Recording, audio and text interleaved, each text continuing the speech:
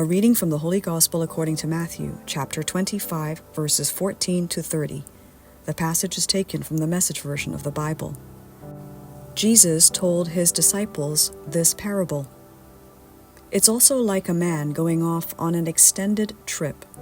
He called his servants together and delegated responsibilities. To one, he gave $5,000, to another $2,000, to a third $1,000, depending on their abilities. Then he left. Right off, the first servant went to work and doubled his master's investment. The second did the same. But the man with the single $1,000 dug a hole and carefully buried his master's money. After a long absence, the master of those three servants came back and settled up with them. The one given $5,000 showed him how he had doubled his investment.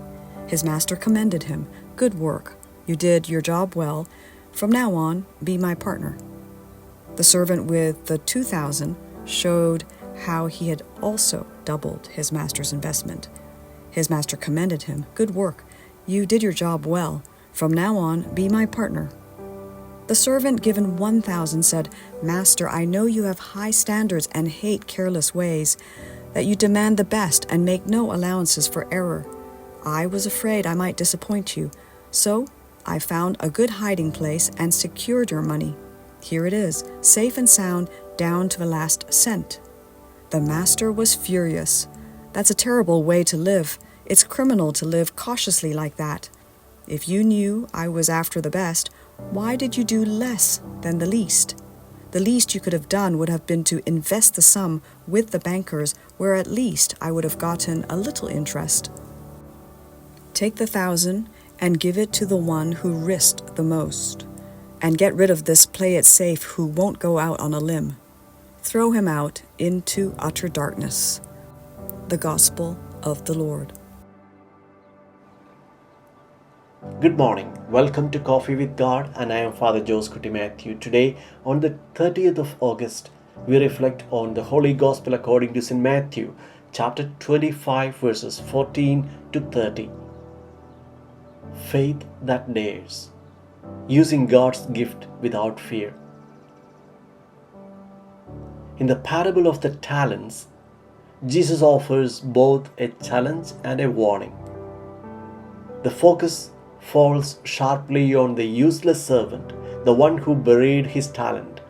This servant represents the Scribes and Pharisees whose rigid desire to keep things exactly as they were paralyzed the living truth of God. Their closed minds refused growth, change, or the Spirit's new movements. God does not give us gifts to be locked away. He entrusts each person with talents, whether many or few, expecting us to use them for His glory. The value of our gift is not measured by size, but by faithfulness. A small gift, courageously used, is far greater in God's eyes than a great gift wasted in fear. William Barclay points out three important truths. First, God's gifts differ, but the call is the same, to offer our best efforts. Second, the reward for faithful work is not rest, but more responsibility in God's service. The two industrious servants were invited into deeper partnership with the Master. The third, true failure is not in trying and failing, but in refusing to try at all. Fear led the one-talent servant to do nothing, and that was his downfall. Finally, the parable gives us a spiritual law. The more we use a gift, the stronger it becomes. If neglected, it fades away. Whether it is prayer, generosity, teaching, or service, the only way to keep it alive is to give it away. The Gospel calls us to a daring faith, the one that risks, invests, and multiplies what God has entrusted to us. To bury our gifts is to withhold them from God's kingdom.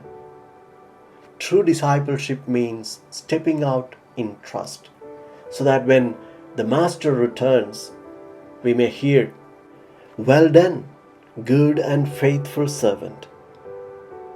Amen.